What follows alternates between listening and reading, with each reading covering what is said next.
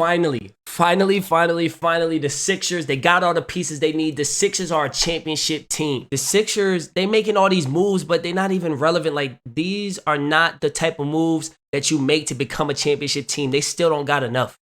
Which one is it?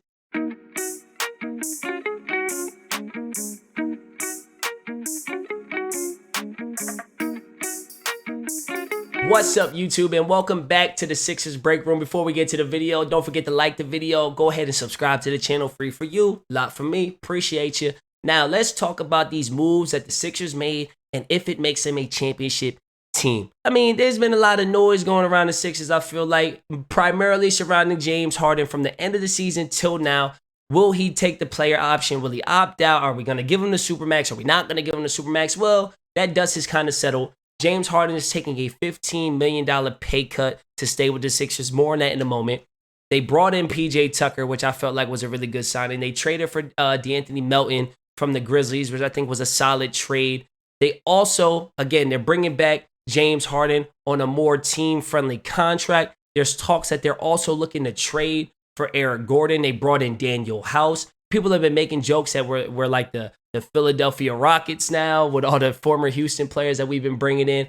But the question is, again, is this all enough? Now, personally, I think that it is. And I'm going to tell you why. I did not feel like the Sixers were that far off from going to the finals this year. I think that if Joel Embiid does not get hurt in the playoffs and he doesn't miss those games against Miami, I think that the Sixers actually would have won that series. They lost in 6. They won the first 2 games. He comes back. But again, I know it's like, oh, well, he was there for games 5 and 6, but he wasn't 100% healthy. We know that. James Harden was not 100% healthy. We know that. So getting those guys, presumably getting those guys back healthy and having them healthy throughout the season and postseason, I think those are going to be huge additions, even though they're not really an addition. Then what I felt like was the biggest issue with this Sixers team, toughness and defense and grit.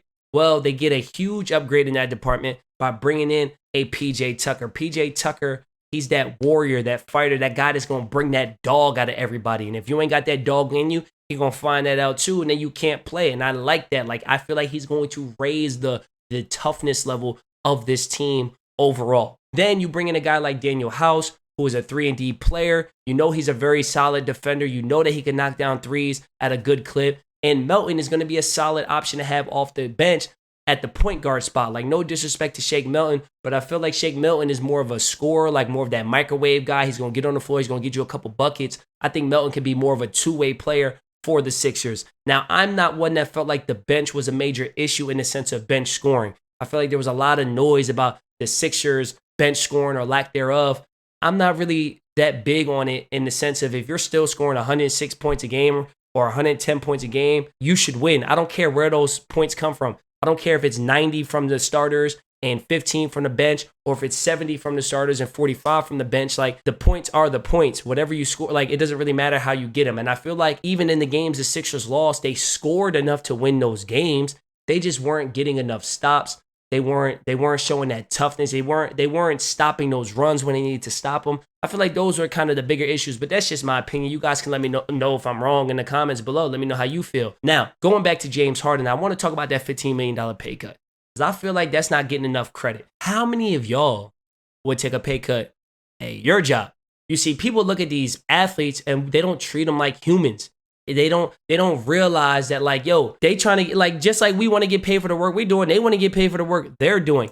And people, oh, it's like, what's the difference between 30 million and 45 million? $15 million. I don't see anybody, I don't personally know anybody that would turn down $15 million. I don't care how much money they making. I don't know how many people would be like, hey, you know, what if you could keep your job if you made $15,000 less this year, but it'll help the company? Not many people going to do that. They're going to be like, oh, I'm good. You guys can figure it out, right? Like that. And you wouldn't be wrong for that either. Just like James Harden, I would not have felt like James Harden was wrong if he was like, bro, I'm taking that player option money, or I'm taking a max deal, or I'm leaving. Like, I wouldn't have been mad at him. Like, what's $1 million to a millionaire? It's still $1 million. You know what I'm saying? You're going to buy the same stuff. Whether you rich or poor, $1 million is still $1 million. So for somebody to turn down 15 mil, I don't care what your situation is, that's wild. And it was a shock to me. And I respect it because it does say that, like, yo, I'm trying to win by any cost, and I'm trying to do it here. I gave Harden a lot of flack. Look at the video right there. I gave Harden a lot of crap for the way that playoff series ended. And listen, I stand by that. I do feel like he kind of quit towards the end of that playoff series. However, for him to do this, to turn down that money so you can bring in a PJ Tucker, so we have more cap flexibility, nothing but respect for that decision. That's crazy. I'm glad he did it. As a Sixers fan, I couldn't be happier. But I'm telling you right now, I wouldn't turn down $15 million. Child, please. But I want to know what you guys think. Sound off in the comment section below. Do you believe that the Sixers are now a championship team? Or do you think that this is looking like another second round exit for the boys in Philly? Let me know in the comment section. If you liked the video, don't forget to like the video. Subscribe to the channel. Like I told you guys, it's free, man. It don't cost y'all nothing. Click, click, click. Maybe not even that many clicks, and you already subscribed. You helped the boy out. And of course, if you want to support in other ways, become a member. That link is in the description below. I will see you guys on the next video. Peace.